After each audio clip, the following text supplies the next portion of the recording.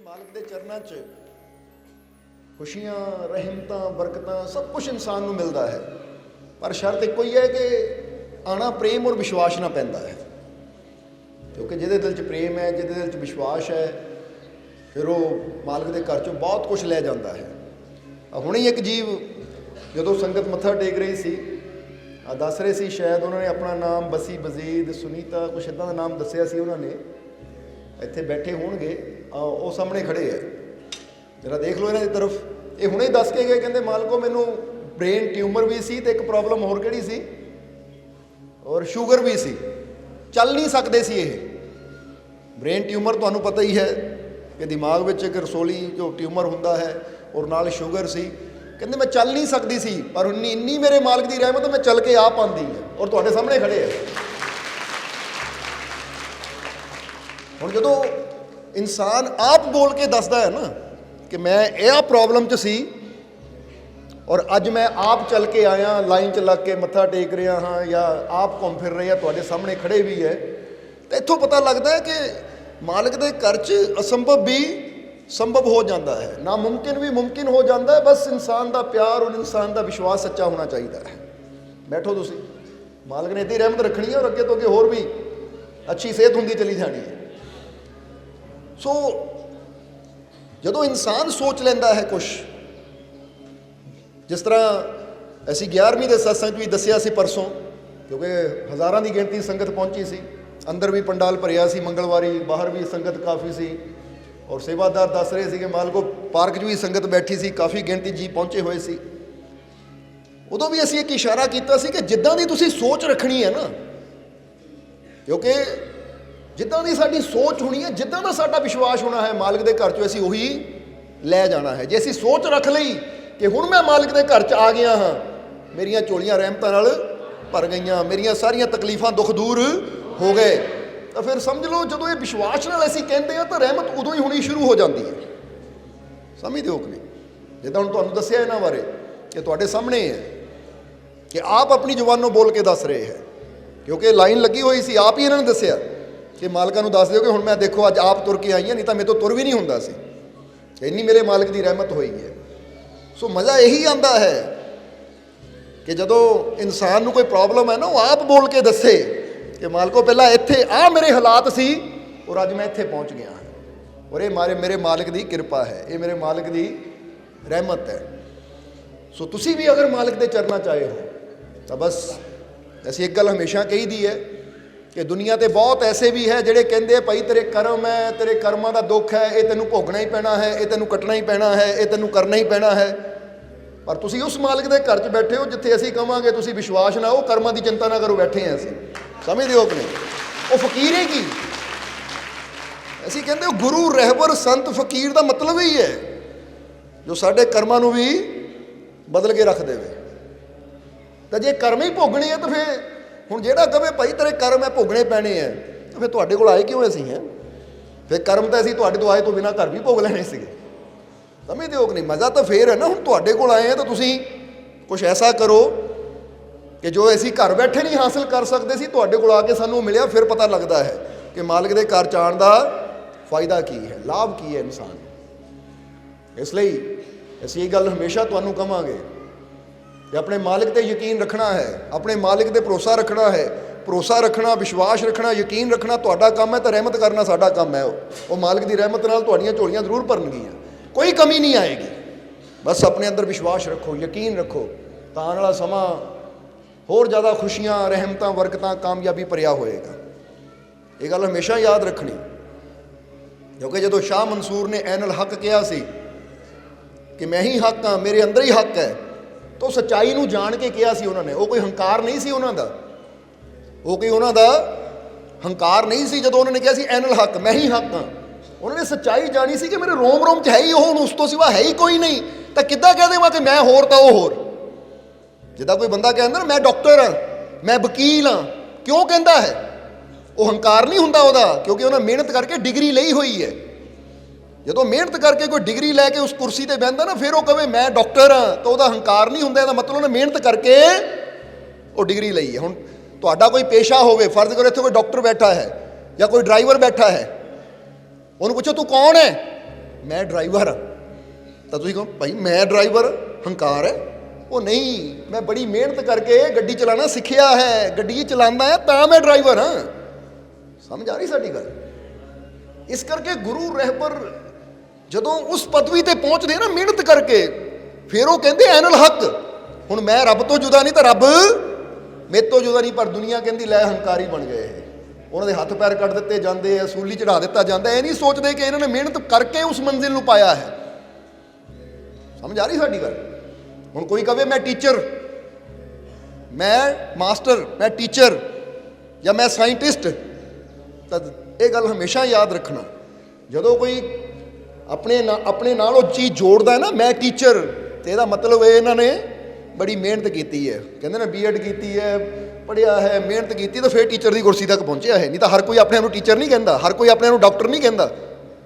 ਸਮਝਦੇ ਹੋ ਆਪਣੇ? ਜਿੱਦਾਂ ਉਦਾਹਰਨ ਮਿਸਾਲ ਲੈ ਲਈਏ ਕਿ ਅਸੀਂ ਪੁੱਛੀਏ ਕਿ ਇੱਥੇ ਜੇ ਕੋਈ ਡਾਕਟਰ ਬੈਠਾ ਆਪਣਾ ਹੱਥ ਖੜਾ ਕਰੋ, ਹੈ ਕੋਈ ਬੈਠਾ ਡਾਕਟਰ ਹੱਥ ਖੜਾ ਕਰੇ ਆਪਣਾ? ਨਹੀਂ ਹੈ। ਚਲੋ ਉਹ ਇੱਕ ਹੱਥ ਖੜਾ ਹੋਇਆ। ਹੁਣ ਇਹ ਗੱਲ ਦਾ ਜਵਾਬ ਦੇਣਾ, ਉਹਨਾਂ ਨੇ ਹੱਥ ਖੜਾ ਕਿਉਂ ਕੀਤਾ, ਤੁਸੀਂ ਸਾਰਿਆਂ ਨੇ ਕਿਉਂ ਨਹੀਂ ਕੀਤਾ? ਕਿਉਂਕਿ ਤੁਹਾਨੂੰ ਪਤਾ ਅਸੀਂ ਡਾਕਟਰ ਹੈ ਨਹੀਂ, ਸਾਡੇ ਪੱਲੇ ਕੋਈ ਡਿਗਰੀ, ਕੋਈ ਮਿਹਨਤ ਨਹੀਂ ਕੀਤੀ, ਅਸੀਂ ਕੋਈ ਕੋਰਸ ਨਹੀਂ ਕੀਤਾ, ਇਸ ਲਈ ਅਸੀਂ ਡਾਕਟਰ ਕਹਿਲਾਉਣ ਦੇ ਹੱਕਦਾਰ ਨਹੀਂ ਹੈ। ਜਿਹਨੇ ਮਿਹਨਤ ਕੀਤੀ ਹੈ, ਕੋਰਸ ਕੀਤਾ, ਉਹੀ ਹੱਕਦਾਰ ਹੈ ਕਿ ਡਾਕਟਰ। ਹੁਣ ਅਸੀਂ ਪੁੱਛਾਂਗੇ ਡਰਾਈਵਰ ਕੌਣ ਹੈ ਇੱਥੇ? ਹੁਣ ਜਿਹੜੇ ਡਰਾਈਵਿੰਗ ਦਾ ਕੰਮ ਕਰਦੇ ਹੋ ਹੱਥ ਖੜਾ ਕਰੋ ਜ਼ਰਾ। ਚਲੋ ਕਾਫੀ ਡਰਾਈਵਰ ਬੈਠੇ ਹੈ। ਹੁਣ ਜਰਾ ਗੌਰ ਕਰਨਾ, 10-15 ਇਨਸਾਨਾਂ ਨੇ ਡਰਾਈਵਰ ਦੀ ਵਾਸਤੇ ਹੱਥ ਖੜਾ ਕੀਤਾ, ਬਾਕੀਆਂ ਨੇ ਕਿਉਂ ਨਹੀਂ ਕੀਤਾ? ਕਿਉਂਕਿ ਉਹਨਾਂ ਨੂੰ ਪਤਾ ਕਿ ਅਸੀਂ ਮਿਹਨਤ ਕਰਕੇ ਜਾਂ ਹਾਲੇ ਤੱਕ ਇਹ ਕੰਮ ਕਰਦੇ ਨਹੀਂ, ਅਸੀਂ ਕਿੱਦਾਂ ਕਹਿ ਦਈਏ? ਸਮਝਦੇ ਹੋ ਕਿ ਨਹੀਂ? ਇਸ ਲਈ ਦੁਨੀਆ ਦੇ ਉੱਪਰ ਪੀਰ ਫਕੀਰ ਗੁਰੂ ਰਹਿਬਰ ਵੀ ਆਉਂਦੇ ਆ, ਤਾਂ ਜਿਨ੍ਹਾਂ ਨੇ ਵਾਕਈ ਉਸ ਨੂੰ ਆਪਣੇ ਰੋਮ ਰੋਮ 'ਚ ਮਹਿਸੂਸ ਕੀਤਾ ਨਾ, ਉਹੀ ਕਹਿੰਦੇ ਐਨਲ ਹੱਕ, ਮੈਂ ਹੀ ਹੱਕ ਹਾਂ। ਔਰ ਜੇ ਅਸੀਂ ਵੀ ਆਪਣੇ ਰੋਮ ਰੋਮ ਨੂੰ ਦੇਖਦੇ ਹਾਂ ਤਾਂ ਉਸ ਤੋਂ ਸਿਵਾ ਨਜ਼ਰ ਹੀ ਕੁਛ ਨਹੀਂ ਆਉਂਦਾ। ਇਸ ਲਈ ਕਹਿਣਾ ਪੈ ਜਾਂਦਾ ਸਾਨੂੰ ਕਿ ਫਿਕਰ ਨਾ ਕਰੋ, ਅਸੀਂ ਤੁਹਾਡੇ ਤੇ ਰਹਿਮਤ ਜ਼ਰੂਰ ਕਰਾਂਗੇ। ਕਿਉਂਕਿ ਜਦੋਂ ਇਹ ਕਹਿੰਦੇ ਨੇ ਸਾਡਾ ਹੰਕਾਰ ਨਹੀਂ ਹੈ, ਇਹ ਸਾਨੂੰ ਨਜ਼ਰ ਆਉਂਦਾ ਕਿ ਸਾਡੇ ਅੰਦਰ ਬੈਠਾ ਰਹਿਮਤਾਂ ਤਾਂ ਉਹੀ ਕਰਨ ਵਾਲਾ ਹੈ। ਸਮਝਦੇ ਹੋ? ਪਰ ਜੇ ਅਸੀਂ ਕਹਾਂਗੇ ਕਿ ਫਿਕਰ ਨਾ ਕਰੋ, ਉਹ ਰਹਿਮਤ ਜ਼ਰੂਰ ਕਰੇਗਾ, ਤਾਂ ਇਹਦਾ ਮਤਲਬ ਅਸੀਂ ਹਾਲੇ ਤੱਕ ਉਹਨੂੰ ਆਪਣੇ ਤੋਂ ਜੁਦਾ ਸਮਝਦੇ ਹਾਂ। ਉਹ ਉੱਥੇ ਬੈਠਾ ਤੇ ਅਸੀਂ ਇੱਥੇ ਬੈਠੇ ਹਾਂ। ਨਹੀਂ, ਕਿਉਂਕਿ ਸਾਨੂੰ ਆਪਣੇ ਰੋਮ ਰੋਮ 'ਚ ਮਹਿਸੂਸ ਹੁੰਦਾ, ਤਾਂ ਹੀ ਕਹੀਦਾ ਫਿਕਰ ਨਾ ਕਰੋ, ਤੁਹਾਡੇ ਨਾਲ ਹੈ, ਅਸੀਂ ਤੁਹਾਡੀਆਂ ਝੋਲੀਆਂ ਖੁਸ਼ੀਆਂ ਨਾਲ ਜ਼ਰੂਰ ਭਰਾਂਗੇ। ਕਿਉਂਕਿ ਅਸੀਂ ਨਹੀਂ ਬੋਲਦੇ, ਇਹ ਉਹਦੀ ਰਹਿਮਤ ਬੋਲ ਰਹੀ ਅੰਦਰੋਂ। ਪਰ ਸੁਣਨ ਵਾਲੇ ਕਹਿਣਗੇ ਲੈ ਜੀ ਹੰਕਾਰ ਦੇ ਬੋਲ ਰਹੇ ਆ। ਜ਼ਰਾ ਗੌਰ ਕਰਨਾ, ਇਹ ਤਾਂ ਉਹੀ ਗੱਲ ਹੈ ਕਿ ਡਾਕਟਰ ਨੂੰ ਜਾ ਕੇ ਪੁੱਛੋ, ਜੇ ਉਹ ਕਹਿ ਦੇ ਮੈਂ ਡਾਕਟਰ ਦਾ ਹੰਕਾਰ ਦਾ ਬੋਲ ਹੈ ਜਾਂ ਉਹਦੀ ਮਿਹਨਤ ਹੈ ਉਹ? ਕਿਉਂਕਿ ਜਿਹੜਾ ਮਿਹਨਤ ਕਰਕੇ ਜਿਸ ਚੀਜ਼ ਨੂੰ ਪਾਉਂਦਾ ਹੈ ਨਾ, ਫਿਰ ਉਹੀ ਮਾਣ ਨਾ ਕਹਿ ਸਕਦਾ ਕਿ ਇਹ ਚੀਜ਼ ਮੈਂ, ਜਿੱਦਾਂ ਹੀ ਦੱਸਿਆ ਕਿ ਡਾਕਟਰ ਦੀ ਵਾਰੀ ਇੱਕ ਨਾ ਹੱਥ ਖੜਾ ਕੀਤਾ, ਕਿਉਂਕਿ ਉਹਨੂੰ ਪਤਾ ਹੈ ਮੈਂ ਕੰਮ ਕਰਨਾ ਹੈ, ਮੈਂ ਇੱਥੇ ਬੈਠਾ ਹਾਂ। ਇੱਦਾਂ ਹੀ ਅਸੀਂ ਇਕੱਲੇ ਪੇਸ਼ੇ ਬਾਰੇ ਪੁੱਛੀਏ ਕਿ ਟੀਚਰ ਕਿੰਨੇ ਹੈ, ਵਕੀਲ ਕਿੰਨੇ ਹੈ, ਤਾਂ ਜਿਨ੍ਹਾਂ ਨੇ ਮਿਹਨਤ ਕਰਕੇ ਉਹ ਡਿਗਰੀ ਲਈ ਹੈ, ਉਹ ਕੁਰਸੀ ਤੇ ਬੈਠੇ ਆ, ਤਾਂ ਉਹਨਾਂ ਨੇ ਹੱਥ ਖੜਾ ਕਰਨਾ ਕਿ ਹਾਂ ਬਈ। ਉਮੀਦ ਹੈ ਕਿ ਤੁਹਾਨੂੰ ਸਾਡੀ ਗੱਲ ਜੋ ਸਮਝਾਉਣਾ ਚਾਹੁੰਦੇ ਆ ਸਮਝ ਆ ਗਈ ਹੋਏਗੀ। ਇਸ ਲਈ ਜਦੋਂ ਸ਼੍ਰੀ ਕ੍ਰਿਸ਼ਨ ਨੇ ਕਿਹਾ ਮੈਂ ਭਗਵਾਨ, ਤਾਂ ਇਹਦਾ ਮਤਲਬ ਉਹਨਾਂ ਨੇ ਜਾਣਿਆ ਆਪਣੇ ਅੰਦਰ। ਸਮਝਦੇ ਹੋ ਕਿ ਨਹੀਂ? ਜਦੋਂ ਜੀਸਸ ਕ੍ਰਾਈਸਟ ਨੇ ਕਿਹਾ ਕਿ I am son of the God, ਤੇ ਇਹਦਾ ਮਤਲਬ ਜਾਣਿਆ ਉਹਨਾਂ ਨੇ ਕਿ ਮੇਰਾ ਪਿਤਾ ਮੇਰੇ ਤੋਂ ਜੁਦਾ ਨਹੀਂ ਹੈ। ਜਦੋਂ ਗੁਰੂਆਂ ਰਹਿਬਰਾਂ ਨੇ ਆਵਾਜ਼ ਦਿੱਤੀ ਕਿ ਉਹ ਪ੍ਰਭੂ, ਉਹ ਪਰਮਾਤਮਾ ਸਭ ਦੇ ਅੰਦਰ ਵਸਦਾ ਹੈ, ਇਹਦਾ ਮਤਲਬ ਜਾਣਿਆ ਉਹਨਾਂ ਨੇ ਕਿ ਸਾਡੇ ਅੰਦਰ ਵੀ ਉਹ, ਤਾਂ ਸਭ ਦੇ ਅੰਦਰ ਉਹੀ ਹੈ। ਇਸ ਲਈ ਗੱਲ ਤਾਂ ਜਾਣਨ ਦੀ ਹੈ। ਸੋ ਜਿਨ੍ਹਾਂ ਨੇ ਜਾਣਿਆ ਹੁੰਦਾ ਹੈ ਉਹ ਫਿਰ ਕਦੀ ਉਹਨੂੰ ਦੂਰ ਨਹੀਂ ਮੰਨਦੇ। ਉਹ ਤਾਂ ਕਹਿੰਦੇ ਅੰਦਰ ਤੂੰ ਤੇ ਬਾਹਰ ਤੂੰ, ਰੋਮ ਰੋਮ ਵਿੱਚ ਤੂੰ, ਕਹੇ ਹੁਸੈਨ ਫਕੀਰ ਸਾਈਂ ਦਾ ਮੈਂ ਨਹੀਂ ਬਸ ਤੂੰ। ਔਰ ਅਸੀਂ ਕਹਾਂਗੇ ਕਿ ਤੁਹਾਨੂੰ ਵੀ ਇਹ ਹੋਣਾ ਚਾਹੀਦਾ ਹੈ ਕਿ ਅਸੀਂ ਐਸੇ ਮਾਲਕਾਂ ਦੇ ਦਰ ਤੇ ਬੈਠੇ ਹਾਂ ਕਿ ਜਿੱਥੋਂ ਨਾ ਕਦੀ ਕੋਈ ਖਾਲੀ ਗਿਆ ਤਾਂ ਨਾ ਹੀ ਕਦੀ ਕੋਈ ਖਾਲੀ ਜਾਂਦਾ ਹੈ। ਔਰ ਜਿਨ੍ਹਾਂ ਨੂੰ ਆਪਣੇ ਆਪ ਤੇ ਇੰਨਾ ਵਿਸ਼ਵਾਸ ਹੈ ਕਿ ਮੇਰਾ ਰੱਬ ਮੇਰੇ ਤੋਂ ਜੁਦਾ ਨਹੀਂ ਤਾਂ ਮੈਂ ਰੱਬ ਤੋਂ ਜੁਦਾ ਨਹੀਂ। ਸਮਝਦੇ ਹੋ ਕਿ ਨਹੀਂ? ਕਿਉਂਕਿ ਇੱਥੇ ਇਹ ਨਹੀਂ ਕਿਹਾ ਜਾਏਗਾ ਉਹਦੀ ਕਿਰਪਾ ਹੋਏਗੀ ਤਾਂ ਦੇਖੀ ਜਾਏਗੀ। ਕਈ ਕਹਿ ਦਿੰਦੇ ਨਾ ਉੱਥੇ ਬੇਨਤੀ ਕਰੋ, ਉਹਨੇ ਚਾਹਿਆ ਤਾਂ ਹੋ ਜਾਏਗਾ। ਇਹੀ ਕਹਿੰਦੇ ਉਹ ਕਿੱਥੇ ਹੈ? ਤੁਹਾਡੇ ਅੰਦਰ ਹੀ ਹੈ। ਤੁਹਾਨੂੰ ਆਪਣੇ ਆਪ ਤੇ ਇੰਨਾ ਹੋਣਾ ਚਾਹੀਦਾ ਹੈ ਕਿ ਫਿਕਰ ਨਾ ਕਰੋ, ਹੋਏਗਾ, ਜ਼ਰੂਰ ਹੋਏਗਾ, ਅਸੰਭਵ ਵੀ ਸੰਭਵ ਹੋਏਗਾ। ਯਕੀਨ ਰੱਖੋ, ਕਿਉਂਕਿ ਉਹਦੇ ਘਰ 'ਚ ਨਾਮੁਮਕਿਨ ਕੁਛ ਵੀ ਹੈ ਨਹੀਂ। ਵਿਸ਼ਵਾਸ ਸਮਝ ਆ ਗਈ ਸਾਰਿਆਂ ਨੂੰ? ਸੋ ਯਕੀਨ ਰੱਖੋ, ਵਿਸ਼ਵਾਸ ਰੱਖੋ, ਹਰ ਕਦਮ ਤੇ ਹਰ ਪਲ ਮਾਲਿਕ ਤੁਹਾਡੇ ਨਾਲ ਹੈ।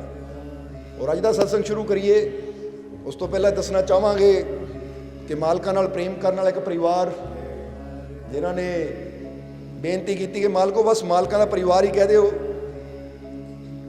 ਇਸ ਲਈ ਰਹਿਮਤ ਉਹਨਾਂ ਨੇ ਅੰਦਰ ਹੀ ਲੈ ਲਈ ਸੀ, ਕਿਉਂਕਿ ਉਹਨਾਂ ਦੀ ਭਾਵਨਾ ਹੈ ਕਿ ਅਸੀਂ ਇਹ ਸਤਸੰਗ ਮਾਲਕਾਂ ਦੀ ਖੁਸ਼ੀ ਵਾਸਤੇ ਕਰਾਉਣਾ ਚਾਹੁੰਦੇ, ਕਿ ਅਸੀਂ ਨਹੀਂ ਚਾਹੁੰਦੇ ਕਿ ਪਤਾ ਲੱਗੇ ਕਿਸੇ ਨੂੰ। ਇਸ ਲਈ ਉਹਨਾਂ ਦਾ ਪਿਆਰ ਹੈ, ਕਿਉਂਕਿ ਆਪਣੀ ਆਪਣੀ ਸੋਚ ਹੁੰਦੀ ਹੈ, ਹਰ ਇੱਕ ਜੀਵ ਦੀ ਆਪਣੀ ਆਪਣੀ ਭਾਵਨਾ ਹੁੰਦੀ ਹੈ, ਆਪਣਾ ਆਪਣਾ ਪਿਆਰ ਹੁੰਦਾ ਹੈ। ਪਰ ਚਲੋ ਦੁਨੀਆ ਜਾਣੇ ਨਾ ਜਾਣੇ, ਮਾਲਕ ਤਾਂ ਜਾਣਦੀ ਹੈ ਨਾ ਕਿ ਅੱਜ ਦੀ ਸਤਸੰਗ ਦੀ ਰਹਿਮਤ ਕਿਹਦੀ ਝੋਲੀ ਪੈ ਰਹੀ ਹੈ। ਇਸ ਲਈ ਸਾਡੇ ਵੱਲੋਂ ਉਸ ਪਰਿਵਾਰ ਨੂੰ, ਸਾਡੇ ਵੱਲੋਂ ਔਰ ਨਾਲੇ ਆਈ ਹੋਈ ਸਾਰੀ ਸੰਗਤ ਦੀ ਤਰਫੋਂ ਉਸ ਪਰਿਵਾਰ ਨੂੰ ਬਹੁਤ ਬਹੁਤ ਵਧਾਈ, ਬਹੁਤ ਬਹੁਤ ਮੁਬਾਰਕਬਾਦ ਅੱਜ ਦੇ ਸਤਸੰਗ ਦੀ। ਸੋ ਮਾਲਿਕ ਇਹਨਾਂ ਨੂੰ ਖੁਸ਼ੀਆਂ, ਰਹਿਮਤਾਂ, ਬਰਕਤਾਂ ਦੇ ਨਾਲ ਭਰਪੂਰ ਕਰਨ। ਇਹ ਸਾਰੀ ਸੰਗਤ ਇਹਨਾਂ ਵਾਸਤੇ ਫਰਿਆਦ ਬੇਨਤੀ ਕਰੋ ਕਿ ਆਉਣ ਵਾਲਾ ਸਮਾਂ ਇਹਨਾਂ ਵਾਸਤੇ ਹੋਰ ਵੀ ਖੁਸ਼ੀਆਂ, ਰਹਿਮਤਾਂ, ਬਰਕਤਾਂ ਪ੍ਰਿਆਵੇ, ਕਿਉਂਕਿ ਸਤਸੰਗ ਵੀ ਇਹ ਖੁਸ਼ੀ ਦੇ ਨਾਲ ਹੀ ਕਰਵਾ ਰਹੇ ਹੈ। ਕੋਈ ਬੇਨਤੀ ਨਹੀਂ, ਕੋਈ ਫਰਿਆਦ ਨਹੀਂ, ਬਸ ਕਹਿੰਦੇ ਮਾਲਕਾਂ ਦੀ ਖੁਸ਼ੀ ਚਾਹੀਦੀ ਹੈ। ਸ਼ੁਕਰਾਨਾ ਇਹ ਕਰਦੇ ਹੈ ਕਿ ਬਹੁਤ ਕੁਛ ਮਾਲਕਾਂ ਨੇ ਦਿੱਤਾ ਹੈ, ਬਹੁਤ ਕੁਛ ਮਾਲਕ ਦੇ ਰਹੇ ਹੈ, ਬੜੀਆਂ ਰਹਿਮਤਾਂ ਮਾਲਕਾਂ ਨੇ ਇਹਨਾਂ 'ਤੇ ਕੀਤੀਆਂ। ਬਸ ਇਹ ਸਮਝ ਲਓ ਇਸ ਪਰਿਵਾਰ ਦੀ ਤਰਫੋਂ ਸ਼ੁਕਰਾਨੇ ਦਾ ਔਰ ਮਾਲਕ ਦੀਆਂ ਖੁਸ਼ੀਆਂ ਦਾ ਸਤਸੰਗ ਹੈ। ਸੋ ਅਗਰ ਇਹਨਾਂ ਨੇ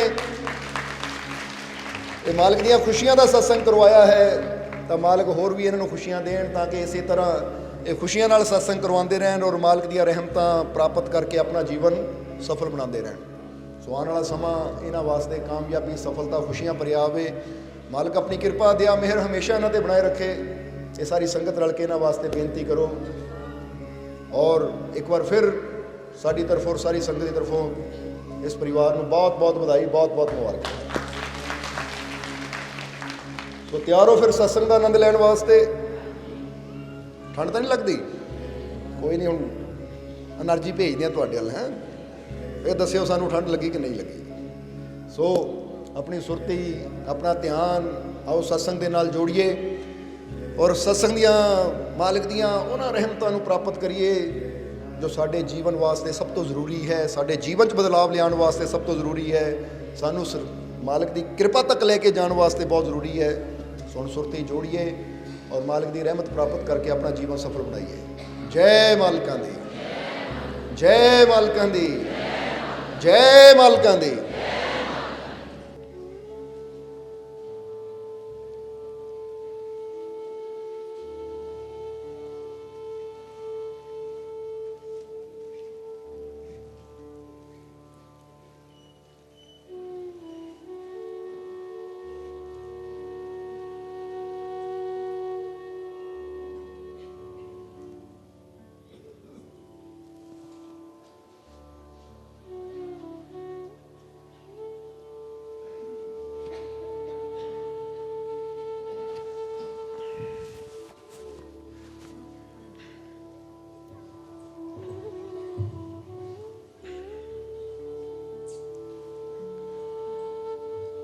ਸ਼ੁਰੂ ਕਰਦੇ ਹਾਂ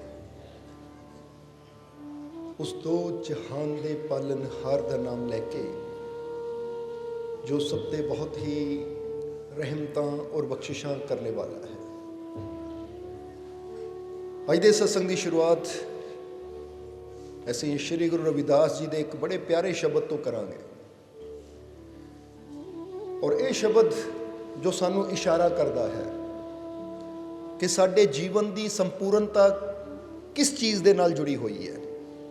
ਕਿਉਂਕਿ ਜੀਵਨ ਤਾਂ ਸਭ ਨੂੰ ਮਿਲ ਜਾਂਦਾ ਹੈ, ਜ਼ਿੰਦਗੀ ਤਾਂ ਸਭ ਨੂੰ ਮਿਲ ਜਾਂਦੀ ਹੈ, ਪਰ ਕੋਈ ਵਿਰਲਾ ਹੁੰਦਾ ਹੈ ਜਿਹਦਾ ਜੀਵਨ ਸੰਪੂਰਨ ਮੰਨਿਆ ਜਾਂਦਾ ਹੈ, ਜਿਹਦਾ ਜੀਵਨ ਪੂਰਨ ਮੰਨਿਆ ਜਾਂਦਾ ਹੈ।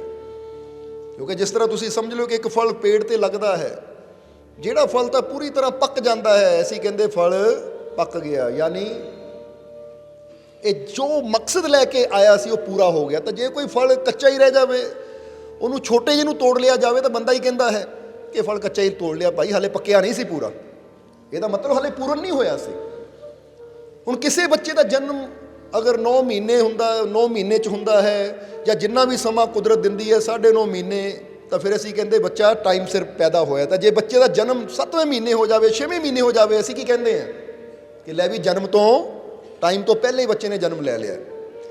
ਸੋ ਕਹਿਣ ਦਾ ਮਤਲਬ ਕਿ ਦੱਸਣਾ ਕੀ ਚਾਹੁੰਦੇ ਕਿ ਕੁਝ ਚੀਜ਼ਾਂ ਦੀ ਪੂਰਨਤਾ ਜਿਹੜੀ ਹੁੰਦੀ ਨਾ, ਯਾਨੀ ਸੰਪੂਰਨਤਾ, ਜਦੋਂ ਉਹ ਪ੍ਰਾਪਤ ਹੁੰਦੀ ਹੈ ਤਾਂ ਫਿਰ ਉਹਨੂੰ ਅਸੀਂ ਕਹਿੰਦੇ ਪੂਰਨ ਜੀਵਨ, ਪੂਰਨ ਚੀਜ਼, ਪੂਰਨ ਸ਼ੈ, ਔਰ ਫਿਰ ਉਹ ਜਿਹੜੀ ਪੂਰਨ ਸ਼ੈ ਹੁੰਦੀ ਹੈ ਉਹਦਾ ਅਸਰ ਵੀ ਫਿਰ ਅਲੱਗ ਹੁੰਦਾ ਹੈ, ਕਿਉਂਕਿ ਜਿਹੜੀ ਅਧੂਰੀ ਹੁੰਦੀ ਤਾਂ ਫਿਰ ਇਹਦਾ ਮਤਲਬ ਕੋਈ ਨਾ ਕੋਈ ਇਹਦੇ ਅੰਦਰ ਕਮੀ ਹੈ। ਹੁਣ ਤੁਸੀਂ ਇੱਕ ਚਾਹ ਦਾ ਕੱਪ ਵੀ ਬਣਾਉਂਦੇ ਹੋ ਨਾ, ਅਗਰ ਉਹ 'ਚ ਚਾਹ 'ਚ ਮਿੱਠਾ ਨਾ ਪਾਇਆ ਜਾਵੇ ਜਾਂ ਕੋਈ ਉਹ ਚੀਜ਼ ਜਿਹੜੀ ਕਿ ਚਾਹ ਨੂੰ ਕੰਪਲੀਟ ਕਰਦੀ ਹੈ ਉਹ ਇੱਕ ਵੀ ਚੀਜ਼ ਨਾ ਹੋਵੇ ਤਾਂ ਬੰਦਾ ਕਹਿੰਦਾ ਅਧੂਰੀ ਹੈ ਭਾਈ, ਆਹ ਚੀਜ਼ ਪਾਓ ਫਿਰ ਚਾਹ ਪੂਰੀ ਹੋਣੀ ਹੈ, ਫਿਰ ਸਵਾਦ ਆਉਣਾ ਹੈ। ਇਸੇ ਤਰ੍ਹਾਂ ਇਨਸਾਨ ਜੀਵਨ ਤਾਂ ਜੀਂਦਾ ਹੈ, ਜ਼ਿੰਦਗੀ ਤਾਂ ਪ੍ਰਭੂ ਨੇ, ਉਸ ਮਾਲਿਕ ਨੇ ਸਾਰਿਆਂ ਨੂੰ ਦਿੱਤੀ ਹੈ ਔਰ ਸਾਰੀ ਜ਼ਿੰਦਗੀ ਜੀ ਰਹੇ ਹੈ। ਪਰ ਜ਼ਿੰਦਗੀ ਸਾਰੇ ਜੀ ਰਹੇ ਹੈ, ਪਰ ਇਸ ਸ਼ਬਦ ਅੰਦਰ ਸ਼੍ਰੀ ਗੁਰੂ ਰਵਿਦਾਸ ਜੀ ਦੱਸਦੇ ਆ ਕਿ ਜੀਵਨ ਸਾਰੇ ਜੀ ਰਹੇ ਹੈ ਪਰ ਅਧੂਰਾ ਜੀਵਨ ਜੀ ਰਹੇ ਹੈ। ਫਿਰ ਉਹ ਕੀ ਇਸ਼ਾਰਾ ਕਰਦੇ ਹੈ ਕਿ ਜੀਵਨ ਪੂਰਨ ਕਿਹਨਾਂ ਦਾ ਹੁੰਦਾ ਹੈ, ਸੰਪੂਰਨ ਜੀਵਨ ਕਿਹਨਾਂ ਦਾ ਹੁੰਦਾ ਹੈ, ਔਰ ਕਿਹੜੇ ਅਧੂਰਾ ਜੀਵਨ ਜੀ ਰਹੇ ਹੈ। ਅੱਜ ਇਸ ਚੀਜ਼ ਨੂੰ ਸਮਝਣਾ ਹੈ, ਕਿਉਂਕਿ ਅਗਰ ਇਹ ਚੀਜ਼ ਅਸੀਂ ਸਾਰੇ ਸਮਝ ਲਵਾਂਗੇ ਤਾਂ ਆਪਣੇ ਅਧੂਰੇ ਜੀਵਨ ਨੂੰ ਵੀ ਅਸੀਂ ਸੰਪੂਰਨ ਕਰ ਸਕਦੇ ਹਾਂ। ਕਿਉਂਕਿ ਇੱਕ ਗੱਲ ਹਮੇਸ਼ਾ ਯਾਦ ਰੱਖਣਾ ਹੈ, ਜੇ ਬੰਦਾ ਸੋਚੇ ਕਿ ਮੈਨੂੰ ਟਾਈਮ ਨਾਲ 2 ਟਾਈਮ ਦੀ ਰੋਟੀ ਮਿਲ ਰਹੀ ਹੈ, ਯਾਨੀ ਵਕਤ ਸਿਰ ਮੈਨੂੰ 2 ਟਾਈਮ ਦਾ ਭੋਜਨ ਮਿਲ ਰਿਹਾ ਹੈ, ਜਾਂ ਵਕਤ ਸਿਰ ਮੈਨੂੰ ਜਿਸ ਕੱਪੜੇ ਦੀ ਜ਼ਰੂਰਤ ਹੁੰਦੀ ਹੈ ਉਹ ਕੱਪੜਾ ਮਿਲ ਰਿਹਾ ਹੈ, ਸਰਦੀਆਂ ਨੂੰ ਗਰਮ ਕੱਪੜੇ ਮਿਲ ਜਾਂਦੇ ਹੈ, ਗਰਮੀਆਂ ਨੂੰ ਠੰਡੇ ਕੱਪੜੇ ਮਿਲ ਜਾਂਦੇ ਹੈ, ਜਾਂ ਮੇਰੇ ਕੋ ਰਹਿਣ ਵਾਸਤੇ ਅੱਛਾ ਮਕਾਨ ਹੈ, ਜਾਂ ਮੈਨੂੰ ਜਿਸ ਦੁਨਿਆਵੀ ਚੀਜ਼ ਦੀ ਲੋੜ ਹੈ ਉਹ ਮੇਰੇ ਕੋਲ ਹੈ ਤਾਂ ਮੇਰਾ ਜੀਵਨ ਪੂਰਨ, ਤਾਂ ਕਹਿੰਦੇ ਨਹੀਂ। ਸ਼੍ਰੀ ਗੁਰੂ ਰਵਿਦਾਸ ਜੀ ਦੱਸਦੇ ਹੈ ਕਿ ਦੁਨਿਆਵੀ ਸਾਜੋ ਸਮਾਨ ਨਾਲ ਅਗਰ ਇਹ ਤੈਨੂੰ ਸਹੀ ਸਮੇਂ ਮਿਲ ਵੀ ਜਾਵੇ ਕਿ ਜਦੋਂ ਭੁੱਖ ਲੱਗੀ ਖਾਣਾ ਮਿਲ ਗਿਆ, ਕੱਪੜੇ ਦੀ ਲੋੜ ਹੈ ਕੱਪੜਾ ਮਿਲ ਗਿਆ, ਬਾਰਿਸ਼ ਆ ਗਈ ਛੱਤ ਮਿਲ ਗਈ, ਰਾਤ ਰਹਿਣ ਨੂੰ ਘਰ ਮਿਲ ਗਿਆ, ਤਾਂ ਫਿਰ ਤੂੰ ਸੋਚੇ ਕਿ ਇਹ ਚੀਜ਼ਾਂ ਮੇਰੇ ਜੀਵਨ ਨੂੰ ਸੰਪੂਰਨ ਕਰਦੀਆਂ ਹੈ, ਤਾਂ ਕਹਿੰਦੇ ਨਹੀਂ, ਇਹ ਚੀਜ਼ਾਂ ਤੇਰੇ ਜੀਵਨ ਨੂੰ ਸੰਪੂਰਨ ਨਹੀਂ ਕਰਦੀਆਂ, ਕਿਉਂਕਿ ਇਹ ਚੀਜ਼ਾਂ ਤੇਰੇ ਜੀਵਨ ਦੀ ਜ਼ਰੂਰਤ ਹੈ, ਇਹ ਤੇਰੇ ਜੀਵਨ ਦੀ ਸੰਪੂਰਨਤਾ ਨਹੀਂ ਹੈ। ਫਿਰ ਕਿਹੜੀ ਚੀਜ਼ ਹੈ ਜੋ ਸਾਡੇ ਜੀਵਨ ਨੂੰ ਸੰਪੂਰਨ ਕਰਦੀ ਹੈ, ਜਿਸ ਨਾਲ ਜੁੜ ਕੇ ਸਾਡਾ ਜੀਵਨ ਪੂਰਾ ਹੁੰਦਾ ਹੈ? ਅੱਜ ਉਸ ਚੀਜ਼ ਨੂੰ ਸਮਝਣਾ ਹੈ ਤਾਂ ਕਿ ਅਸੀਂ ਵੀ ਆਪਣੇ ਜੀਵਨ ਨੂੰ ਦੇਖੀਏ ਕਿ ਕਿਤੇ ਅਸੀਂ ਅਧੂਰਾ ਜੀਵਨ ਤਾਂ ਨਹੀਂ ਜੀ ਰਹੇ, ਜਾਂ ਜਿਸ ਚੀਜ਼ ਬਾਰੇ ਗੁਰੂਆਂ ਨੇ ਇਸ਼ਾਰਾ ਕੀਤਾ ਉਹਦੇ ਨਾਲ ਜੁੜ ਕੇ ਅਸੀਂ ਸੰਪੂਰਨ ਜੀਵਨ ਜੀ ਰਹੇ ਹਾਂ। ਸੋ ਆਓ ਸਮਝੀਏ ਸ਼੍ਰੀ ਗੁਰੂ ਰਵਿਦਾਸ ਜੀ ਦੇ ਛੋਟੇ ਜਿਹੇ ਸ਼ਬਦ ਨੂੰ, ਛੋਟਾ ਜਿਹਾ ਸ਼ਬਦ ਪਰ ਇਸ਼ਾਰਾ ਬਹੁਤ ਬੜਾ ਹੈ। ਕੀ ਦੱਸਦੇ ਹੈ ਕਿ ਅਗਰ ਆਪਣੇ ਜੀਵਨ ਨੂੰ ਪੂਰਨ ਕਰਨਾ ਹੈ, ਅਗਰ ਆਪਣੇ ਜੀਵਨ ਨੂੰ ਸੰਪੂਰਨ ਬਣਾਉਣਾ ਹੈ ਤਾਂ ਯਾਦ ਰੱਖ ਤੇਰਾ ਜੀਵਨ, ਤੇਰਾ ਜਨਮ ਸੰਪੂਰਨ ਕਿੱਦਾਂ ਹੋ ਸਕਦਾ ਹੈ। ਤਾਂ ਉਹਦੇ ਬਾਰੇ ਸ਼੍ਰੀ ਗੁਰੂ ਰਵਿਦਾਸ ਜੀ ਦੱਸਦੇ ਹੈ ਕਿ ਭਗਤੀ ਕਰੋ ਸਭ ਪ੍ਰਭੂ ਕੀ, ਭਗਤੀ ਕਰੋ ਸਭ ਪ੍ਰਭੂ ਕੀ ਪੂਰਨ ਜੀਵਨ ਹੋਏ। ਜਰਾ ਧਿਆਨ ਦੇਣ ਵਾਲੀ ਗੱਲ ਹੈ। ਫਿਰ ਕਹਾਂਗੇ ਕਿ ਭਗਤੀ ਕਰੋ ਸਭ ਪ੍ਰਭੂ ਕੀ ਪੂਰਨ ਜੀਵਨ ਹੋਏ, ਕਹੇ ਰਵਿਦਾਸ ਹਰੀ ਸਿਮਰਿਏ ਸਦਾ ਸਦਾ ਸੁਖ ਹੋਏ। 2 ਲਾਈਨਾਂ ਕਹੀਆਂ ਸ਼੍ਰੀ ਗੁਰੂ ਰਵਿਦਾਸ ਜੀ ਨੇ। ਪਹਿਲੀ ਚੀਜ਼ ਇਸ਼ਾਰਾ ਕੀਤਾ ਕਿ ਅਗਰ ਅਸੀਂ ਚਾਹੁੰਦੇ ਹਾਂ ਸਾਡਾ ਜੀਵਨ ਸੰਪੂਰਨ ਹੋ ਜਾਵੇ, ਸਾਡੇ ਜੀਵਨ 'ਚ ਕੋਈ ਕਮੀ ਨਾ ਰਵੇ, ਤਾਂ ਫਿਰ ਉਹ ਕਹਿੰਦੇ ਇਹ ਜੀਵਨ ਦੀ ਸੰਪੂਰਨਤਾ ਕਿਸ ਚੀਜ਼ ਨਾਲ ਹੋਣੀ ਹੈ? ਪਰਮਾਤਮਾ ਦੀ ਭਗਤੀ ਕਰਨ ਦੇ ਨਾਲ, ਪਰਮਾਤਮਾ ਦਾ ਸਿਮਰਨ ਕਰਨ ਦੇ ਨਾਲ, ਉਹ ਪਰਮਾਤਮਾ ਨੂੰ ਯਾਦ ਕਰਨ ਦੇ ਨਾਲ। ਪਰ ਹੁਣ ਇਸ ਚੀਜ਼ ਨੂੰ ਵੀ ਥੋੜਾ ਸਮਝ ਲਈਏ, ਭਗਤੀ ਦੀ ਗਹਿਰਾਈ ਨੂੰ, ਕਿ ਭਗਤੀ ਦਾ ਮਤਲਬ ਕੀ ਹੈ। ਹੁਣ ਯਾਦ ਰੱਖਣਾ ਸਾਰੇ ਜੀਵ ਕਿ ਭਗਤੀ ਵੀ ਉਹੀ ਇਨਸਾਨ ਕਰ ਸਕਦਾ ਹੈ। ਜਰਾ ਗੌਰ ਕਰਨਾ, ਭਗਤੀ ਵੀ ਉਹੀ ਇਨਸਾਨ ਕਰ ਸਕਦਾ ਹੈ। ਸਭ ਤੋਂ ਪਹਿਲੀ ਇੱਕ ਚੀਜ਼ ਜਿਹਦੇ ਅੰਦਰ ਹੈ ਉਹ ਕੀ ਹੈ? ਆਪਣੇ ਮਾਲਿਕ ਤੇ ਵਿਸ਼ਵਾਸ ਕਿ ਕੋਈ ਰੱਬ ਹੈ, ਕੋਈ ਸ਼ਕਤੀ ਹੈ ਜਿਸ ਨੇ ਮੈਨੂੰ ਪੈਦਾ ਕੀਤਾ, ਜੋ ਸਾਰੇ ਸੰਸਾਰ ਨੂੰ ਚਲਾ ਰਹੀ ਹੈ। ਕਿਉਂਕਿ ਜਦੋਂ ਉਸ ਸ਼ਕਤੀ ਤੇ ਅਸੀਂ ਵਿਸ਼ਵਾਸ ਕਰਦੇ ਹਾਂ, ਨੂੰ ਮੰਨਦੇ ਹਾਂ, ਫੇਰ ਹੀ ਸਾਡਾ ਅਗਲਾ ਸਟੈਪ ਹੁੰਦਾ ਹੈ। ਕਿਹੜਾ ਸਟੈਪ ਹੁੰਦਾ ਹੈ? ਕਿ ਪਹਿਲਾਂ ਮੰਨਣਾ ਹੁੰਦਾ ਹੈ ਕਿ ਪ੍ਰਮਾਤਮਾ ਹੈ। ਕਿਉਂਕਿ ਜੇ ਬੰਦਾ ਕਵੇ ਜੇ ਪ੍ਰਮਾਤਮਾ ਹੈ ਤਾਂ ਨਜ਼ਰ ਕਿਉਂ ਨਹੀਂ ਆਉਂਦਾ, ਜੇ ਪ੍ਰਮਾਤਮਾ ਹੈ ਤਾਂ ਦਿਖਾਈ ਕਿਉਂ ਨਹੀਂ ਦਿੰਦਾ, ਤਾਂ ਫਿਰ ਇਹਦਾ ਮਤਲਬ ਇਹਨੂੰ ਉਹ ਤਾਕਤ ਤੇ ਵਿਸ਼ਵਾਸ ਨਹੀਂ ਹੈ। ਕਿਉਂਕਿ ਦੁਨੀਆ ਤੇ ਬਹੁਤ ਕੁਝ ਇਦਾਂ ਦਾ ਹੈ ਕਿ ਜਿਹੜੀ ਚੀਜ਼ ਹੈ ਤਾਂ ਸਹੀ, ਇੱਕ ਦੁਨਿਆਵੀ ਚੀਜ਼ਾਂ ਦੀ ਗੱਲ ਕਰਦੇ ਅਸੀਂ, ਰੱਬ ਤਾਂ ਬਹੁਤ ਬੜੀ ਤਾਕਤ ਹੈ ਕਿ ਦੁਨਿਆਵੀ ਛੋਟੀਆਂ ਚੀਜ਼ਾਂ ਦੀ ਅਸੀਂ ਗੱਲ ਕਰਦੇ ਕਿ ਦੁਨੀਆ ਤੇ ਬਹੁਤ ਕੁਝ ਇਦਾਂ ਦਾ ਹੈ ਕਿ ਜੋ ਹੈ ਪਰ ਸਾਨੂੰ ਨਜ਼ਰ ਨਹੀਂ ਆਉਂਦਾ। ਜਿੱਦਾਂ ਬੰਦਾ ਕਹਿੰਦਾ ਨਾ ਕਈ ਇਦਾਂ ਦੀਆਂ ਚੀਜ਼ਾਂ ਹੁੰਦੀਆਂ ਜਿਹਨੂੰ ਆਪਾਂ ਬੈਕਟੀਰੀਆ ਕਹਿ ਦਿੰਦੇ ਆ, ਜਾਂ ਜਰਾਸੀਨ ਕਹਿ ਦਿੰਦੇ ਆ, ਜਾਂ ਕੁਛ ਇਦਾਂ ਦੇ ਅਸੀਂ ਕਹਿ ਦਿੰਦੇ ਕਿ ਜਿਹੜੇ ਸਾਨੂੰ ਪਤਾ ਕਿ ਹੈ, ਸਾਇੰਸ ਮੰਨਦੀ ਉਹ ਚੀਜ਼ ਹੈ, ਪਰ ਅਸੀਂ ਖੁੱਲੀਆਂ ਅੱਖਾਂ ਨਾਲ ਉਹਨੂੰ ਨਹੀਂ ਦੇਖ ਸਕਦੇ। ਪਰ ਇਹਦਾ ਮਤਲਬ ਇਹ ਨਹੀਂ ਕਿ ਸਾਨੂੰ ਨਜ਼ਰ ਨਹੀਂ ਆਉਂਦਾ ਤਾਂ ਚੀਜ਼ ਹੈ ਨਹੀਂ। ਸਮਝਦੇ ਹੋ ਕਿ ਨਹੀਂ? ਹੁਣ ਫਰਜ਼ ਕਰੋ ਬੰਦਾ ਧਰਤੀ ਤੇ ਖੜਾ ਹੈ, ਉੱਪਰ ਨੂੰ ਦੇਖੇ ਕਿ ਲੈ ਬਈ ਆ ਸ਼ੁਕਰ ਗ੍ਰਹਿ ਨਜ਼ਰ ਤਾਂ ਆਉਂਦਾ ਨਹੀਂ, ਆ ਮੰਗਲ ਗ੍ਰਹਿ ਖੁੱਲੀਆਂ ਅੱਖਾਂ ਨਾਲ ਨਜ਼ਰ ਤਾਂ ਆਉਂਦਾ ਨਹੀਂ, ਜਾਂ ਇਹ ਸ਼ਨੀ ਗ੍ਰਹਿ ਮੈਨੂੰ ਨਜ਼ਰ ਤਾਂ ਆਉਂਦਾ ਨਹੀਂ, ਇਹਦਾ ਮਤਲਬ ਹੈ ਨਹੀਂ। ਉਹ ਹੈ, ਪਰ ਜੇ ਇਹਨਾਂ ਅੱਖਾਂ ਨਾਲ ਨਜ਼ਰ ਨਹੀਂ ਆਉਂਦਾ ਤਾਂ ਭਾਈ ਤੂੰ ਕੀ ਕਰਨਾ ਹੈ? ਕਿਉਂਕਿ ਜੇ ਆਪਾਂ ਇਹਨਾਂ ਅੱਖਾਂ ਨਾਲ ਦੇਖਾਂਗੇ ਤਾਂ ਇਹਨਾਂ ਅੱਖਾਂ ਦੀ ਇੱਕ ਹੱਦ ਹੈ, ਇਹ ਕੁਛ ਦੂਰੀ ਤੱਕ ਹੀ ਦੇਖ ਸਕਦੀਆਂ ਹੈ। ਉਸ ਤੋਂ ਅੱਗੇ ਕੋਈ ਚੀਜ਼ ਹੋਏਗੀ ਤਾਂ ਇਹ ਨਹੀਂ ਦੇਖ ਪਾਏਗੀ। ਹੁਣ ਉਸ ਤੋਂ ਅੱਗੇ ਦੇਖਣਾ ਹੈ ਤਾਂ ਇਹਨਾਂ ਅੱਖਾਂ ਨੂੰ ਉਸ ਲੈਂਸ ਦੀ ਲੋੜ ਹੈ ਜਿਹੜੀ ਉੱਥੇ ਤੱਕ ਲੈ ਕੇ ਜਾ ਸਕੇ। ਇਸੇ ਤਰ੍ਹਾਂ ਉਹ ਪ੍ਰਮਾਤਮਾ ਵੀ, ਉਹ ਪ੍ਰਭੂ ਵੀ ਜਿਸਨੇ ਹਰ ਚੀਜ਼ ਨੂੰ ਪੈਦਾ ਕੀਤਾ ਹੈ, ਉਹ ਇਹਨਾਂ ਅੱਖਾਂ ਦੀ ਪਹੁੰਚ ਤੋਂ ਥੋੜਾ ਬਾਹਰ ਹੈ। ਇਸ ਲਈ ਉਹਨੂੰ ਦੇਖਣ ਵਾਸਤੇ ਸਾਨੂੰ ਵਿਸ਼ਵਾਸ ਦਾ, ਭਰੋਸੇ ਦਾ, ਯਕੀਨ ਦਾ ਲੈਂਸ ਲਾਣਾ ਪੈਂਦਾ ਹੈ ਕਿ ਅਗਰ ਇਹ ਵਿਸ਼ਵਾਸ ਦੇ ਲੈਂਸ ਨਾਲ ਦੇਖਾਂਗੇ, ਇਹ ਯਕੀਨ ਦੇ, ਭਰੋਸੇ ਦੇ ਲੈਂਸ ਨਾਲ ਦੇਖਾਂਗੇ ਤਾਂ ਫਿਰ ਉਹ ਪ੍ਰਮਾਤਮਾ ਜੋ ਸਾਡੀਆਂ ਇਹਨਾਂ ਅੱਖਾਂ ਦੀ ਪਹੁੰਚ ਤੋਂ ਬਾਹਰ ਹੈ, ਉਹ ਸਾਨੂੰ ਮਹਿਸੂਸ ਹੋਣਾ ਸ਼ੁਰੂ ਹੋ ਜਾਏਗਾ। ਇਸ ਲਈ ਪਹਿਲਾਂ ਤਾਂ ਚੈੱਕ ਕਰਨਾ ਆਪਣੇ ਆਪ ਨੂੰ ਕਿ ਤੁਹਾਡੇ ਕੋਲ ਵਿਸ਼ਵਾਸ ਦਾ ਲੈਂਸ ਹੈ ਕਿ ਨਹੀਂ।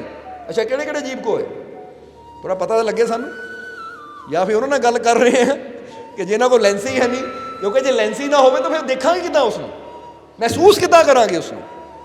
ਸੋ ਸਭ ਤੋਂ ਪਹਿਲੀ ਚੀਜ਼ ਕਿ ਅਗਰ ਅਸੀਂ ਪ੍ਰਮਾਤਮਾ ਦੇ ਨਾਲ ਜੁੜਨਾ ਹੈ, ਉਹਦੀ ਰਹਿਮਤ ਨੂੰ ਪ੍ਰਾਪਤ ਕਰਨਾ ਹੈ, ਤਾਂ ਜਿੱਦਾਂ ਦੱਸਿਆ ਕਿ ਵਿਸ਼ਵਾਸ ਦਾ ਲੈਂਸ ਹੋਣਾ ਬਹੁਤ ਜ਼ਰੂਰੀ ਹੈ।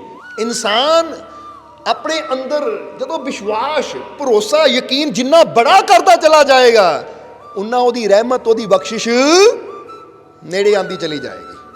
ਕਿਉਂਕਿ ਵਿਸ਼ਵਾਸ, ਇਹ ਗੱਲ ਹਮੇਸ਼ਾ ਯਾਦ ਰੱਖੋ, ਇਹ ਨਜ਼ਰ ਨਹੀਂ ਆਉਂਦਾ, ਪਰ ਇਹ ਸਭ ਤੋਂ ਬੜੀ ਸ਼ਕਤੀ ਮੰਨੀ ਗਈ ਹੈ ਉਹ ਪ੍ਰਮਾਤਮਾ ਦੀ ਰਹਿਮਤ ਨੂੰ ਸਾਡੇ ਤੱਕ ਲਿਆਉਣ ਵਾਸਤੇ। ਸਮਝਦੇ ਹੋ ਕਿ ਨਹੀਂ? ਇਹ ਸਭ ਤੋਂ ਬੜੀ ਤਾਕਤ ਮੰਨੀ ਗਈ ਹੈ। ਉਹ ਕਹਿੰਦੇ ਉਹ ਤਾਕਤ ਨੂੰ ਤੇਰੇ ਜੀਵਨ 'ਚ ਲੈ ਕੇ ਆਣਾ, ਇਹ ਵਿਸ਼ਵਾਸ ਦਾ ਕਰਮ ਹੈ। ਤਾਂ ਜੇ ਵਿਸ਼ਵਾਸ ਹੀ ਹੈ ਨਹੀਂ, ਗਵਲਾ ਪੁਲ ਹੀ ਹੈ ਨਹੀਂ, ਤਾਂ ਉਸ ਪਾਰ ਦੀ ਰਹਿਮਤ ਤੇਰੇ ਤੱਕ ਕਦੀ ਪਹੁੰਚ ਹੀ ਨਹੀਂ ਪਾਏਗੀ। ਇਸ ਲਈ ਭਗਤੀ ਵੀ ਉਹੀ ਕਰੇਗਾ ਜਿਹਦੇ ਅੰਦਰ ਵਿਸ਼ਵਾਸ ਹੋਏਗਾ, ਯਕੀਨ ਹੋਏਗਾ ਕਿ ਉਹ ਮਾਲਿਕ ਹੈ, ਉਹ ਪ੍ਰਮਾਤਮਾ ਹੈ, ਉਹ ਪ੍ਰਭੂ ਹੈ, ਉਹ ਈਸ਼ਵਰ, ਉਹ ਭਗਵਾਨ ਹੈ। ਹੁਣ ਜਦੋਂ ਪਹਿਲਾ ਪੁਆਇੰਟ ਆ ਗਿਆ ਮੰਨਣਾ, ਕਿ ਵਿਸ਼ਵਾਸ ਕਰਨਾ ਕਿ ਪ੍ਰਮਾਤਮਾ ਹੈ, ਹੁਣ ਅਗਲਾ ਪੁਆਇੰਟ ਕੀ ਹੈ? ਫਿਰ ਉਹਦਾ ਦੂਸਰਾ ਸਟੈਪ ਕੀ ਹੁੰਦਾ ਹੈ? ਇੱਥੇ ਭਗਤੀ ਦੀ ਗੱਲ ਕਰ ਰਹੇ ਹਾਂ, ਕਿਉਂਕਿ ਸ਼੍ਰੀ ਗੁਰੂ ਰਵਿਦਾਸ ਜੀ ਨੇ ਕਿਹਾ ਨਾ, ਭਗਤੀ ਕਰੋ ਸਭ ਪ੍ਰਭੂ ਕੀ ਪੂਰਨ ਜੀਵਨ ਹੋਏ, ਕਿ ਜੀਵਨ ਨੂੰ ਪੂਰਨ ਕਰਨ ਵਾਸਤੇ ਭਗਤੀ ਦੀ ਗੱਲ ਕੀਤੀ। ਪਰ ਭਗਤੀ ਕੌਣ ਕਰਦਾ ਹੈ ਔਰ ਭਗਤੀ ਦੇ ਨਿਯਮ ਕੀ ਹੈ, ਉਹ ਦੱਸ ਰਹੇ ਹਾਂ। ਕਿ ਪਹਿਲਾ ਨਿਯਮ ਹੈ ਭਗਤੀ ਦਾ ਅੰਦਰ ਵਿਸ਼ਵਾਸ ਦਾ ਹੋਣਾ ਕਿ ਉਹ ਪ੍ਰਮਾਤਮਾ ਹੈ। ਹੁਣ ਵਿਸ਼ਵਾਸ ਕਰ ਲਿਆ ਕਿ ਪ੍ਰਮਾਤਮਾ ਹੈ, ਪ੍ਰਭੂ ਹੈ, ਭਗਵਾਨ ਹੈ। ਫਿਰ ਦੂਸਰਾ ਸਟੈਪ ਕੀ ਹੁੰਦਾ ਹੈ? ਫਿਰ ਦੂਸਰਾ ਨਿਯਮ ਹੈ ਕਿ ਪਹਿਲਾ ਨਿਯਮ ਵਿਸ਼ਵਾਸ ਹੈ, ਔਰ ਦੂਜਾ ਨਿਯਮ ਇਹ ਹੈ ਕਿ ਮੈਂ ਮੰਨ ਲਿਆ ਪ੍ਰਮਾਤਮਾ ਹੈ, ਪਰ ਹੁਣ ਉਹਦੇ ਤੱਕ ਪਹੁੰਚਿਆ ਕਿੱਦਾਂ ਜਾਵੇ, ਉਹਨੂੰ ਹਾਸਲ ਕਿੱਦਾਂ ਕੀਤਾ ਜਾਵੇ। ਸਮਝਦੇ ਹੋ ਕਿ ਨਹੀਂ?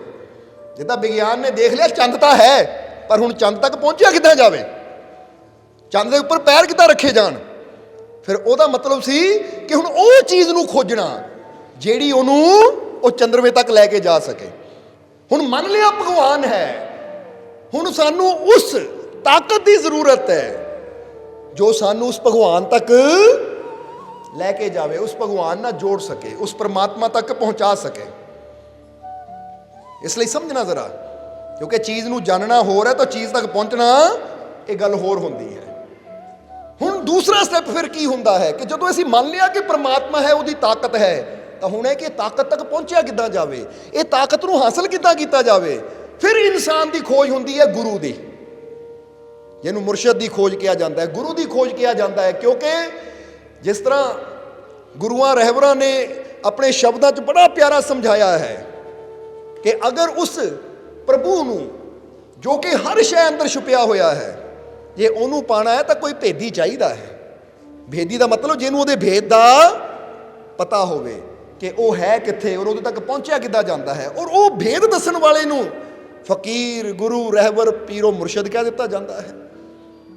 ਹੁਣ ਜਿਹਦੇ ਅੰਦਰ ਤੜਫ ਹੁੰਦੀ ਹੈ ਪਰਮਾਤਮਾ ਨੂੰ ਪਾਣ ਦੀ, ਫਿਰ ਗੁਰੂ ਦੀ ਤਲਾਸ਼ ਕਰਦਾ ਹੈ, ਫਿਰ ਉਹ ਜਾਂਦਾ ਹੈ ਮੁਰਸ਼ਦ ਦੇ ਕੋਲ। ਔਰ ਇੱਕ ਗੱਲ ਹਮੇਸ਼ਾ ਯਾਦ ਰੱਖੋ ਕਿ ਜਿਹੜੇ ਅੰਦਰ ਵਾਕਈ ਪਿਆਸ ਹੁੰਦੀ ਹੈ ਨਾ ਪਰਮਾਤਮਾ ਨੂੰ ਪਾਣ ਦੀ, ਫਿਰ ਉਹ ਮੁਰਸ਼ਿਦ ਤਲਾਸ਼ ਕਰਦਾ, ਉਹਨੂੰ ਜਾਤਾਂ ਧਰਮਾਂ ਨਾਲ ਕੋਈ ਮਤਲਬ ਨਹੀਂ ਹੁੰਦਾ। ਇਹ ਗੱਲ ਪਹਿਲਾਂ ਇਹ ਵੀ ਸਮਝ ਲੈਣਾ ਤੁਸੀਂ। ਨਹੀਂ ਤਾਂ ਜ਼ਿਆਦਾਤਰ ਇਨਸਾਨ ਕੀ ਹੈ, ਜ਼ਿਆਦਾਤਰ ਇਨਸਾਨ ਧਰਮਾਂ ਦੇ ਅੰਦਰ ਹੀ ਜਾਂ ਜਾਤਾਂ ਦੇ ਅੰਦਰ ਹੀ ਫਸਿਆ ਰਹਿ ਜਾਂਦਾ ਹੈ। ਔਰ ਇਹਦੇ ਬਾਰੇ ਅਸੀਂ ਕਈ ਵਾਰ ਇਸ਼ਾਰਾ ਕੀਤਾ ਕਿ ਜਿਹੜਾ ਇਨਸਾਨ ਪਾਣੀ ਪੀਣ ਲੱਗੇ ਨਖਰਾ ਕਰੇ ਨਾ ਕਿ ਲੈ ਵੀ ਮੈਂ ਉਸੇ ਜਾਤੀ ਵਾਲੇ ਦੇ ਹੱਥੋਂ ਪਾਣੀ ਪੀਣਾ ਜਿਹੜਾ ਮੇਰੀ ਜਾਤ ਦਾ ਹੋਵੇ, ਜਾਂ ਮੈਂ ਉਸੇ ਹੀ ਗੁਰੂ ਦੇ ਹੱਥੋਂ ਪਾਣੀ ਪੀਣਾ ਜਿਹੜਾ ਮੇਰੇ ਧਰਮ ਦਾ ਹੋਵੇ, ਤਾਂ ਇਹਦਾ ਮਤਲਬ ਇਹ ਪਿਆਸਾ ਨਹੀਂ ਹੈ, ਨਖਰੇ ਕਰ ਰਿਹਾ ਹੈ। ਕਿਉਂਕਿ ਜਿਹਨੂੰ ਪਿਆਸ ਲੱਗੀ ਹੁੰਦੀ ਹੈ ਉਹਨੂੰ ਪਾਣੀ ਦਾ ਮਤਲਬ ਹੁੰਦਾ, ਉਹਨੂੰ ਇਹ ਮਤਲਬ ਨਹੀਂ ਹੁੰਦਾ ਕਿ ਗੁਰੂ ਦੀ ਜਾਤ ਕੀ ਹੈ, ਫਕੀਰਾਂ ਦਾ ਪਹਿਰਾਵਾ ਕੀ ਹੈ। ਸਮਝ ਆ ਰਹੀ ਕਿ ਨਹੀਂ? ਹੁਣ ਮੀਰਾ ਦੇ ਅੰਦਰ ਪਿਆਸ ਸੀ ਤਾਂ ਮੀਰਾ ਦੀ ਜਾਤ ਕੀ ਸੀ? ਜਰਾ ਜਵਾਬ ਦੇਣਾ ਸਾਰਿਆਂ ਨੇ। ਮੀਰਾ ਦੀ ਜਾਤ ਸੀ ਉਹ ਰਾਜਪੂਤ ਘਰਾਣੇ ਦੀ ਸੀ। ਉਹ ਸਮਝਦੇ ਹੋ ਕਿ ਨਹੀਂ? ਪਰ ਮੀਰਾ ਨੇ ਨਾਮ ਦੀ ਦਾਤ ਕਿੱਥੋਂ ਲਈ? ਮੀਰਾ ਦੇ ਗੁਰੂ ਕੌਣ ਸੀ ਪਤਾ ਨਾ ਸਾਰਿਆਂ ਨੂੰ? ਮੀਰਾ ਦੇ ਗੁਰੂ ਸ਼੍ਰੀ ਗੁਰੂ ਰਵਿਦਾਸ ਜੀ। ਹੁਣ ਮੀਰਾ ਦੇ ਅੰਦਰ ਪਿਆਸ ਸੀ, ਉਹਨੇ ਇਹ ਨਹੀਂ ਦੇਖਿਆ ਕਿ ਮੇਰੇ ਗੁਰੂ ਦੀ ਜਾਤ ਕੀ ਹੈ, ਲੋਕ ਉਹਨੂੰ ਚਮਾਰ ਕਹਿ ਰਹੇ ਹੈ ਜਾਂ ਲੋਕ ਉਹਨੂੰ ਅਧਰਮੀ ਕਹਿ ਰਹੇ, ਕੀ ਕਹਿ ਰਹੇ ਹੈ। ਮੀਰਾ ਨੂੰ ਇਹਦੇ ਨਾਲ ਮਤਲਬ ਨਹੀਂ ਸੀ। ਮੀਰਾ ਨੂੰ ਮਤਲਬ ਸੀ ਕਿ ਇਹ ਸੱਚੇ ਸਤਿਗੁਰ ਹੈ, ਪੂਰਨ ਸਤਿਗੁਰ ਹੈ। ਉਹ ਇਹਨਾਂ ਦੇ ਕੋਲ ਮੈਨੂੰ ਉਹ ਮਿਲ ਸਕਦਾ ਜੋ ਮੈਨੂੰ ਕਿਸੇ ਤੀਰਥ ਤੇ, ਕਿਸੇ ਮੰਦਿਰ, ਕਿਸੇ ਮਸਜਿਦ ਤੋਂ ਨਹੀਂ ਲੱਭਣਾ, ਉਹ ਮੈਨੂੰ ਇਹ ਪੂਰਨ ਗੁਰੂ ਦੇ ਕੋਲੋਂ ਮਿਲਣਾ ਹੈ। ਇਸ ਲਈ ਮੀਰਾ ਦੇ ਸਤਿਗੁਰ ਦੀ ਸੰਪੂਰਨਤਾ ਦੇਖੀ ਕਿ ਪੂਰਨ ਸਤਿਗੁਰ ਹੈ। ਇਸ ਲਈ ਪਤਾ ਸੀ ਕਿ ਇੱਥੋਂ ਹੀ ਮੈਨੂੰ ਉਹ ਪ੍ਰਮਾਤਮਾ ਦਾ ਅੰਮ੍ਰਿਤ ਮਿਲਣਾ ਹੈ, ਔਰ ਮਿਲਿਆ ਵੀ ਸ਼੍ਰੀ ਗੁਰੂ ਰਵਿਦਾਸ ਜੀ ਦੇ ਚਰਨਾਂ ਚੋਂ। ਇਸ ਲਈ ਤਾਂ ਮੀਰਾ ਨੇ ਵੀ ਕਿਹਾ ਕਿ ਤੀਰਥਾਂ ਤੇ ਬਹੁਤ ਗਈ, ਜੰਗਲਾਂ 'ਚ ਬਹੁਤ ਫਿਰੀ, ਪਰ ਜਦੋਂ ਮੈਨੂੰ ਪ੍ਰਭੂ ਮਿਲਿਆ ਤਾਂ ਗੁਰੂ ਦੀ ਕੁਟੀਆ ਚੋਂ ਮਿਲਿਆ, ਗੁਰੂ ਦੇ ਚਰਨਾਂ ਚੋਂ ਮਿਲਿਆ। ਹੁਣ ਜਿਨ੍ਹਾਂ ਅੰਦਰ ਵਾਕਈ ਪਿਆਸ ਹੁੰਦੀ ਹੈ ਉਹ ਇਹ ਦੇਖਦੇ ਹੈ ਕਿ ਜਿੱਥੇ ਮੈਂ ਜਿਨ੍ਹਾਂ ਸੰਤਾਂ ਫਕੀਰਾਂ ਕੋਲ ਮੈਂ ਗਿਆ, ਇੱਥੇ ਉਹ ਗਿਆਨ ਹੈ ਜੋ ਮੈਨੂੰ ਚਾਹੀਦਾ ਹੈ, ਜੋ ਮੇਰੀ ਪਿਆਸ ਹੈ ਉਹ ਹੈ ਜਾਂ ਨਹੀਂ। ਉਹ ਫਿਰ ਪਿਆਸਾ ਇਨਸਾਨ ਜਾਂਦਾ ਹੈ, ਉਹ ਅੰਮ੍ਰਿਤ ਪੀ ਲੈਂਦਾ ਹੈ, ਉਹ ਰਹਿਮਤ ਨੂੰ ਹਾਸਿਲ ਕਰ ਲੈਂਦਾ ਹੈ। ਤਾਂ ਜਿਹੜਾ ਸੰਤਾਂ ਦੀ ਜਾਤ, ਸੰਤਾਂ ਦਾ ਧਰਮ ਹੀ ਦੇਖਣ 'ਚ ਲੱਗਾ ਰਹਿੰਦਾ, ਪਹਿਰਾਵਾ ਹੀ ਦੇਖਣ 'ਚ ਲੱਗਾ ਰਹਿੰਦਾ, ਇਹਦਾ ਮਤਲਬ ਇਹਦੇ ਅੰਦਰ ਪਿਆਸ ਨਹੀਂ ਹੈ, ਬਸ ਇਹ ਨਖਰੇ ਜੇ ਕਰਦਾ ਹੈ।